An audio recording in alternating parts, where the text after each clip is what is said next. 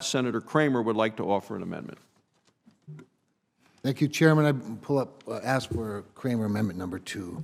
And thank you again, Chairman Barrasso, Ranking Member Carper, for the collaborative way that you approach this committee. It's a real joy to be part of it. I think about last year and what an honor it was to work with all of you on the largest highway bill in the history of our country that passed with this incredible cooperation. It was a joy, and it's great to be able to add these two bills to that infrastructure ambition.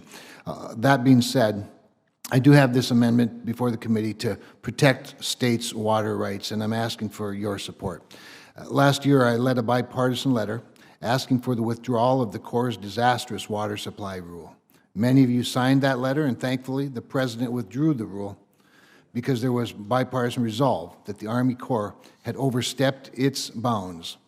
Western states spanned the ideological spectrum, but we were all united. Our water rights must be respected.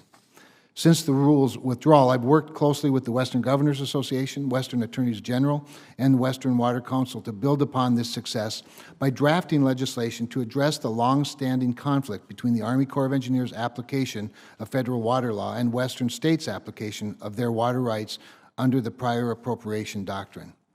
The amendment before you today only applies to Section 6 of the Flood Control Act for states located wholly or partly west of the 98th meridian. To be clear, the language I started with was much broader, but I wanted to be cognizant of the longstanding water litigation some eastern states have with the Corps. This broader language, much more substantive language in the original amendment, is what was supported unanimously by every governor and every attorney general in the western United States. But I included multiple safeguards into the amendment to accommodate others' concerns. It does not affect any state east of the Mississippi. Let me say that again, Mr. Chairman. It does not affect any state east of the Mississippi. It preserves all existing water supply contracts and only applies to prior appropriation states. Just like Western states want to preserve our water rights, we are not trying to get involved in Eastern states' water wars. The amendment codifies the historic practice of not requiring a water supply contract as part of granting water users access to core reservoirs in Western states.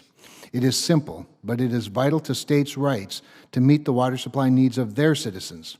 For historical context, it was the federal government who dammed our rivers and flooded our land. It seems completely unreasonable that the Corps would then try to federalize the water system and force states and water users to ask them for permission to access it. For further context, there are only 11 water supply contracts under Section 6 authority. One of those is in North Dakota. Even though this withdrawal was quite literally a drop in the proverbial bucket and was swiftly approved by North Dakota, it took over 2 years to complete the water supply contract process. I think any of us would find that unacceptable, and no doubt each of you have similar frustrations in your states. The Flood Control Act clearly states, quote, "It is declared to be the policy of the Congress to recognize the interests and rights of the states in determining the development of the watersheds within their borders," unquote. It's not often an issue unites states ranging from North Dakota to Oregon to Oklahoma to Washington. However, when states are granted a right, we do expect it to be observed.